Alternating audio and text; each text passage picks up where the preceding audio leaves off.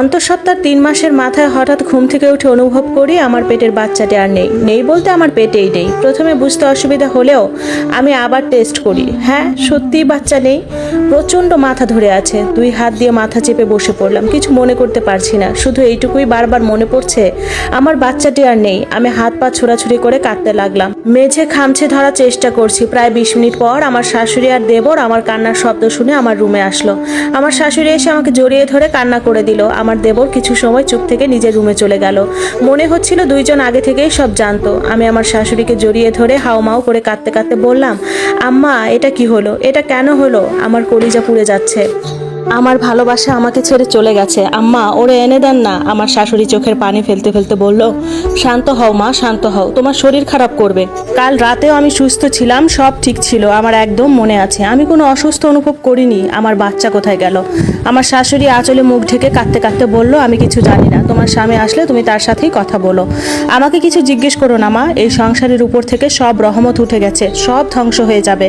কথাগুলো বলেই আমার শাশুড়ি বেরিয়ে চলে গেল। রাতে আমার স্বামী মাসুদ আসলে আমি তাকে দেখি বাচ্চাদের মতো কান্না শুরু করে দেই। আমাকে অবাক করে দিয়ে সে বিরক্তিভাবে বলে, বাসায় আসতে না আসতে এই ঘ্যান ঘ্যান কান্নাকাটি শুরু করে দিও না তুমি। তো জানো তো অফিস থেকে এসেছি, আর বাচ্চা তো তোমার একার ছিল না, আমারও ছিল। কষ্ট আমারও হচ্ছে। তোমরা মেয়েদের মতো তো আমরা ছেলেরা কথায় কথায় কাঁদতে পারি না, তাই আমাদের কষ্ট কারো চোখে পড়ে না। ওর কথাগুলো শুনে প্রথমে খুব কষ্ট পেলেও পরে নিজেকে বুঝালাম হয়তো আসলেই ছেলেরা কাউকে কষ্ট দেখাতে পারে না। নিজেকে শান্ত করলাম। রাতে ও খাওয়া দাওয়া করে রুমে আসলে ওর পাশে বসে জিজ্ঞেস করলাম, কি হয়েছিল আমার কাল রাতে? মাসুদ একটু থতমত খেয়ে গেল। মোবাইলটা পাশে রেখে বলল, তুমি হঠাৎ অসুস্থ হয়ে পড়ো, মানে জ্ঞান ছিল না কোনো। আমরা ডক্টরকে বাসায় আনি, সে আসার আগে বাচ্চাটা পড়ে যায়। ডক্টর সব দেখে তোমাকে ঘুমের ওষুধ দিয়ে চলে যায়। ওর কথাগুলো আমি মনোযোগ দিয়ে শুনছিলাম। আমার বয়স কম, তবে এতটাও অবুঝ না যে কেউ মিথ্যা বলছে আর সেটা বুঝবো না। আমি উল্টা মাসুদকে প্রশ্ন করলাম, আমি কোনো ব্যথা অনুভব করলাম না, আমার কোনো কষ্ট হলো না, 2-3 দিনের মধ্যে কোনো সমস্যা হয়নি আমার।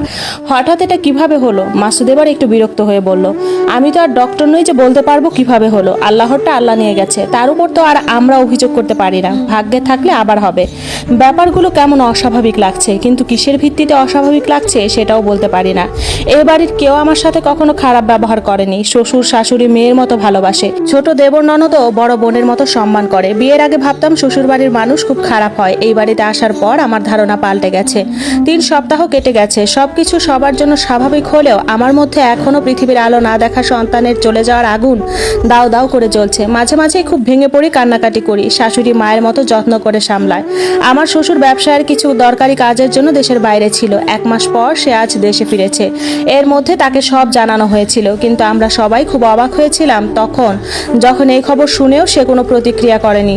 যেই নাতি আসার আনন্দে পুরো এলাকায় মিষ্টি খাওয়ানো হয়েছিল, সে নিজে গিয়ে সবাইকে মিষ্টি দিয়েছে, অথচ সেই নাতি হারানোতে তার মধ্যে কোনো প্রতিক্রিয়া না দেখে আমি কত কষ্ট পেয়েছি তা একমাত্র আমিই জানি।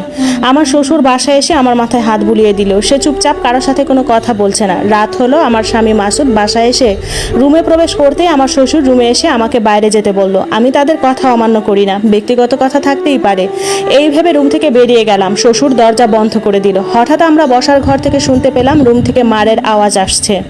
সবাই ছুটে গেলাম, একমাত্র আমার ননদ আয়শা ছাড়া। বাইরে থেকে বুঝতে পারলাম আমার শ্বশুর আমার জামাইকে মারছে। কিছু বুঝতে পারছি না আমি। কান্না করতে করতে আমার দেবরকে বললাম, মাহবুব কিছু করো, তোমার ভাইকে তো বাবা মেরে ফেলবে, জলদি কিছু করো। কাঠের বিশাল দরজা, তারই ভাঙার শক্তি হলো না। 30 মিনিট পর আমার শ্বশুর ক্লান্ত শরীর নিয়ে বেরিয়ে আসলো রুম থেকে। তাকে উপেক্ষা করে আমি তাড়াতাড়ি ঘরে চলে গেলাম। মাসুদ রক্তাক্ত অবস্থায় মেঝেতে পড়ে আছে। আমি আর আমার দেবর ওকে ধরে হাসপাতালে নিতে যাব, তখন আমাকে দূরে সরিয়ে দিয়ে আমার শ্বশুর সাথে গেল। আমি হাঁ করে তাকিয়ে আছি। আয়শা এসে সবার সামনে বলল, ভাবি তোমার সাথে কিছু কথা আছে আমার।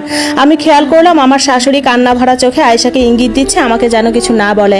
আয়শা আমার শাশুড়িকে তোয়াক্কা না করে আমাকে ওর রুমে নিয়ে গেল। এরপর বলতে শুরু করলো, ভাইয়ার অফিসে সামিয়া নামের এক মেয়ের সাথে 3 বছরের সম্পর্ক। মেয়েটা প্রচন্ড বেয়াদব আর বাজে কাপড় চোপড় পরে, অসভ্য, মানে বাবার পছন্দের বাইরে। বাবার আগে থেকেই তোমাকে পছন্দ ছিল। ভাইয়াকে বিয়ের কথা বললে কিছুতেই রাজি হয় না। বাধ্য হয়ে বাবা সব সম্পত্তি 3 ভাগ করে 1 ভাগ তোমার নামে আর বাকি 2 ভাগ আমাদের 2 ভাই বোনের নামে লিখে দেয়। সাথে ভাইয়াকে ত্যায্য করার কথা বলেন। বাবা ছাড়া ভাইয়া অসহায়, কারণ বাবার ছায়াতল থেকে বের হলে ভাইয়ার এত বেতনের চাকরিও থাকবে না। তাই বাধ্য হয়ে ভাইয়া তোমাকে বিয়ে করে। বাবার জন্যই কখনো তোমার সাথে খারাপ আচরণ করার সুযোগ পেয়ে ওঠেনি, কিন্তু যখন তুমি অন্তঃসত্ত্বা শুনলো তখন ওই মেয়ে ভাইয়াকে বাজেভাবে গালাগাল করে যে আর ওকে ভয় দেখায়। ভাইয়া সুযোগ খোঁজে কবে বাড়িতে বাবা থাকবে না। বাবা দেশের বাইরে যাওয়ার সাথে সাথেই সে প্ল্যান সাজিয়ে ফেলে। সেদিন রাতে সবার খাবারে ঘুমের ওষুধ দেয়। মার ছোট ভাইয়া আর তুমি আগেই খেয়ে নিলে। আমি পড়ছিলাম, তুমি খাবার রেখে গেছো ঠিকই, কিন্তু আমি খাবার খাওয়ার সময় পাইনি। সবাই ঘুমিয়ে গেছে, আমি ঘুমাইনি দেখে ভাইয়া আমার রুমের দরজা বাইরে থেকে লক করে দেয়। এরপর একজন ডক্টর আনে। আয়েশা একটু থেমে আবার বলতে শুরু করলো, আমি সজাগ ছিলাম কিন্তু কিচ্ছু করতে পারিনি। মনে হলো সব আমার চোখের সামনে হলো। ও আমার ফোন নিয়ে নিয়েছিল। সকালে উঠে আমায় আমার ফোন ফেরত দেয় এবং মাকে হুমকি দিয়ে বলে আমরা যদি বাবা বা তোমাকে কিছু জানাই তাহলে সে আত্মহত্যা করবে। মা সেই ভয়ে কাউকে কিছু বলেনি, কিন্তু এত বড় অন্যায় কিছুতেই মেনে নিতে পারিনি আমি। সব বাবাকে জানাই। সে বলল যা করার সে দেশে এসেই করবে। সব কিছু শুনে আমি মাটিতে ধপাস করে বসে পড়ি। পাতলা এই শরীরের ভারও আজকে আমার কাছে বেশি লাগছে। আমি এই ভার নিতে পারছি না। আমার সম্পূর্ণ শরীর থেকে আমার আত্মা চলে গেছে। আমি অবুঝের মতো হা করে বসে আছি। আমার শাশুড়ি দৌড়ে এসে আমাকে ধরতে গেলে আমি ছ্যাদ করে সরে গেলাম। হেলে দুলে নিজের রুমে চলে আসলাম। যেই স্বামীকে মন প্রাণ দিয়ে ভালোবাসলাম সে কিনা নিজেই নিজের সন্তানের খুনি।